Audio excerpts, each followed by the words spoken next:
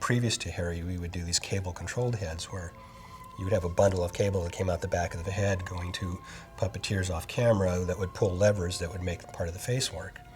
And I just said, you know, this isn't going to work for this film. We can't do this for this film because he's moving all over the place, and it's not like it's just we're going to punch into a close-up here. He has to be conveying these emotions, you know, in a wide shot and a close-up. So we're going to have to make this head a radio-controlled head, never having made a radio-controlled head before. Hey! For most of Harry, we used a head like this, which was a radio-controlled head, and this is one where I've cut half the foam rubber off, so you can actually kind of see the thickness of the foam is very thin, like about 1/4 of an inch. If I turn this around some more, you can see the skull cap that straps onto his head that holds it tight. And the space between the skull cap and the core here is where we put all our motors. These are radio-controlled motors like radio-controlled cars or airplanes use. Only in this case, the little levers push and pull on these cables that this was like is glued to the foam and causes like a squint. This is, you know, part of a smile thing here. This works his lip up and down and in and out. The servo-operated head really made Harry possible for us.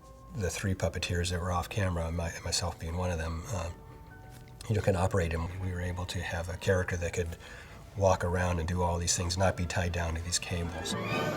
This is a much lighter. Kevin did work the jaw on the head. It was set up so he could open and close the mouth. But it took 2 puppeteers to do the lips and 1 puppeteer for the brows.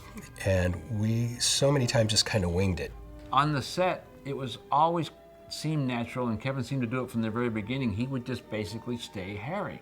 So if he didn't understand something or you got a sense he wanted you to explain it a little more, there might be that kind of curious look that Harry would give. And I'd even find Rick and them going, zzz, zzz. So Harry's eyebrows would come up, and when Kevin would shake his head, they might put a smile on his face. Bill would say cut, and it takes a few seconds before the cameras would actually cut, so there's a little bit of footage that, you know.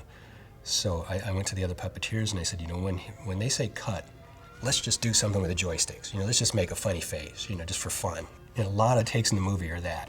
There's a lot of happy accidents. You know, everybody looks to the noise, and we're going to cut in tighter on their urgency. This is going to become kind of a 2 between them, and tomorrow we'll do reactions on you guys against the big hits. Okay. All right. Let's. You want to shoot one? Yeah. Yeah. Yeah.